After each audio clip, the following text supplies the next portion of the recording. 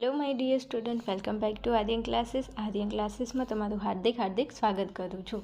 ચલો મારા વાલા વિદ્યાર્થીઓ, આજના આ વિડીયોની અંદર આપણે ધોરણ 6 અને વિષય સામાજિક વિજ્ઞાનનું મોસ્ટ આઈપી પેપર સોલ્યુશન કરવાના છીએ. ચાલો તો શરૂઆત કરું છું ફટાફટ. ચલો સૌપ્રથમ તમને નીચેના પ્રશ્નોમાંથી વિકલ્પોમાંથી તમારે સાચો વિકલ્પ પસંદ કરીને જવાબ આપવાનો છે. ચાલો પ્રશ્ન નંબર 1 છે, ગૌતમ બુદ્ધે પ્રથમ ઉપદેશ ક્યાં આપ્યો હતો? તો ગૌતમ બુદ્ધે પ્રથમ ઉપદેશ કઈ જગ્યાએ આપ્યો હતો? સારનાથમાં આપ્યો હતો. પ્રશ્ન નંબર 2, એશિયા ખંડનો સૌથી જૂનો અને લાંબો રોડ કયો છે? એશિયાનો સૌથી જૂનો અને લાંબામાં લાંબો રોડ કયો છે? તો ગ્રાન્ડ ટ્રંક રોડ આવશે. મોસ્ટ આઈમ્પી ક્વેશ્ચન છે. ચાલો આગળ વધીએ. પ્રશ્ન નંબર 3, કયા કવિને ભારતના શેક્સપિયર કહેવામાં આવે છે? કયા કવિ એવા છે જેને શેક્સપિયર તરીકે ઓળખવામાં આવે છે? તો જે કાલિદાસ છે એમને શેક્સપિયર તરીકે ઓળખવામાં આવે છે. હાલો ત્યાંથી આગળ વધવું છે ફટાફટ. ચલો પ્રશ્ન નંબર 4 છે, બંગાળમાં કઈ વિદ્યાપીઠ આવેલી છે? તો બંગાળની અંદર નાલંદા વિદ્યાપીઠ આવેલી છે. પ્રશ્ન નંબર 5, પૃથ્વી સપાટીના આશરે ખાલી જગ્યા વિસ્તારમાં પર્વતો આવેલા છે. પૃથ્વીની જે સપાટી છે એના આશરે ખાલી જગ્યા વિસ્તારમાં પર્વતો આવેલા છે. તો જવાબ આવશે 44%. ચલો ત્યાંથી આગળ વધીશું. પ્રશ્ન નંબર 6, ભારતમાં કુલ કેટલા રાજ્યો છે? તો ભારતમાં કુલ 27 રાજ્યો છે.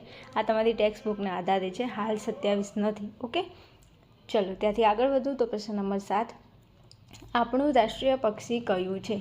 તો આપણું રાષ્ટ્રીય પક્ષી મોર છે. શું છે? મોર છે. ચાલો પ્રશ્ન નંબર 8, ગ્રામ પંચાયતના વડાને શું કહે છે? તો ગ્રામ પંચાયતના જે વડા હોય એને શું કહેવામાં આવે છે? સરપંચ કહેવામાં આવે છે. ચાલો ત્યાંથી આગળ વધવું છે.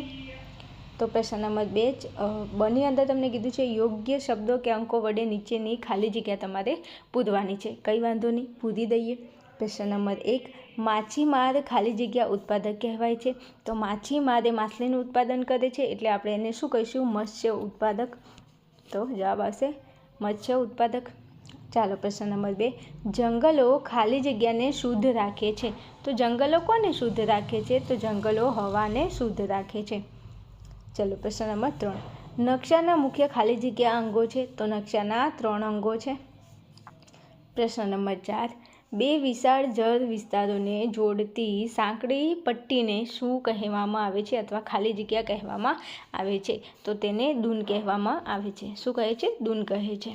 ઓકે, મારા વાલા વિદ્યાર્થીઓ, વિડીયો જો હેલ્પફુલ લાગે તો પ્લીઝ જરા કોમેન્ટની અંદર જણાવી શકો છો અને ચેનલને સબસ્ક્રાઈબ કરી શકો છો. ચલો આગળ વધવું છે. પ્રશ્ન નંબર 5 ઉપર, સૌથી શ્રેષ્ઠ સિક્કા ખાલી જગ્યા સમયના જોવા મળે છે. તો સૌથી શ્રેષ્ઠ સિક્કા કયા સમયના જોવા મળે છે? તો કે પ્રાચીન સમયના જોવા મળે છે. સમય આવશે પ્રાચીન.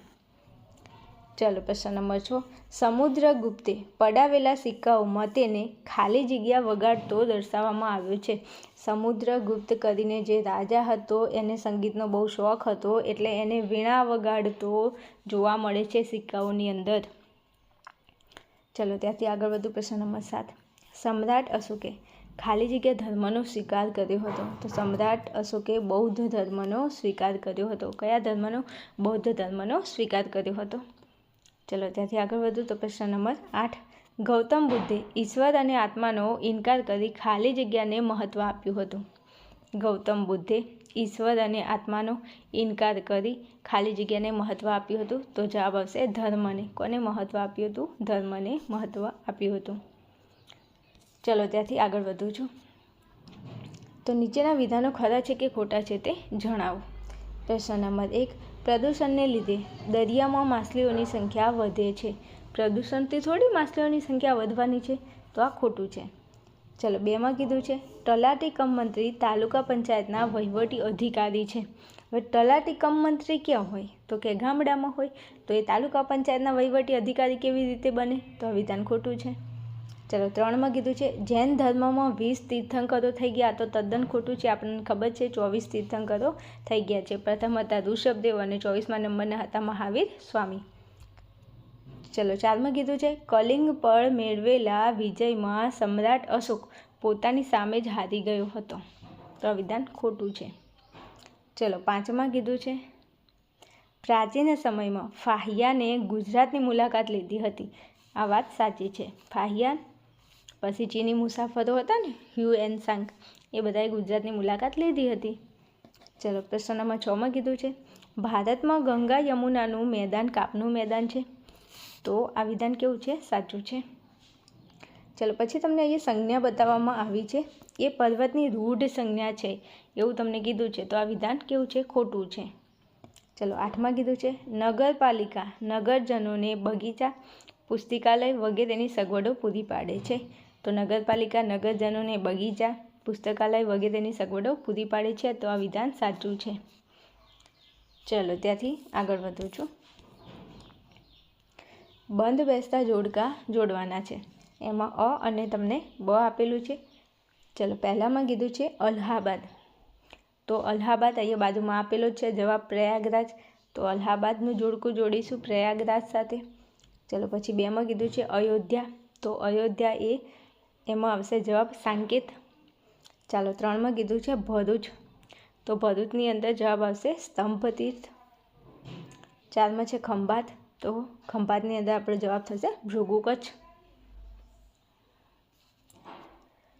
ચલો ત્યાંથી આગળ વધું છું. તો તમને અહીંયા કીધું છે કે તમને આપેલા ભારતના રેખાંકિત નકશામાં નીચેની વિગતો સંજ્ઞા વડે દર્શાવો. અહીંયા તમને જે અહીંયા વિગતો આપેલી છે એને તમારી સંજ્ઞા વડે દર્શાવવાની છે નકશામાં.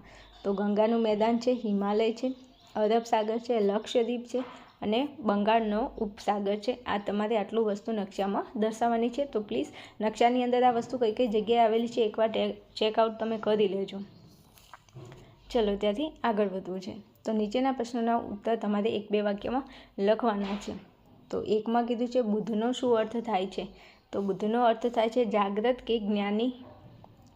પ્રશ્ન નંબર 2માં કીધું છે આધુનિક ભારતની મોટાભાગની લિપિઓ કઈ લિપિઓમાંથી વિકસી છે?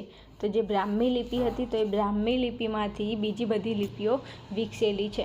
ચલો પછી નીચેના જે પ્રશ્નો છે એને પ્લીઝ તમે એકવાર થોડા શોધી અને તૈયાર કરી લેજો. એમાં પ્રશ્ન નંબર 8 છે જિલ્લાના વહીવટી વડા કોણ હોય છે? તો જિલ્લાના વહીવટી વડા કોણ હોય છે? કલેક્ટર હોય છે, જેને જિલ્લાના વહીવટી વડા તરીકે ઓળખવામાં આવે છે. ચલો બીજા પ્રશ્ન પ્લીઝ તમે થોડા જોઈ અને તૈયાર કરી નાખજો. ચલો ત્યાંથી આગળ વધીએ. તો તમને અહીંયા કીધું છે કે પ્રશ્નોના ટૂંકમાં તમારે ઉત્તર લખવાના છે. 7માંથી ગમે તે 5 લખવાના છે. એ 7 પ્રશ્નો આપેલા છે. ચલો ત્યાંથી આગળ વધું છું. તો તમને અહીંયા પ્રશ્નોના ઉત્તર 6-7 વાક્યોમાં લખવાના છે. 5માંથી ગમે તે 4, અહીંયા 5 આપેલા છે એમાંથી ગમે તે 4 તમારે શોધીને લખવાના છે તમને જે આવડે તે. ઓકે મારા વાલા વિદ્યાર્થીઓ, વિડીયોને અહીંયા પૂરો કરું છું. જો વિડીયો હેલ્પફુલ લાગે તો પ્લીઝ કોમેન્ટની અંદર જણાવી શકો છો અને વિડીયોને તમારા મિત્રો સુધી શેર કરજો. મળીશું નેક્સ્ટ વિડીયોમાં. ત્યાં સુધી જોતા રહેશો આર્યન ક્લાસીસ.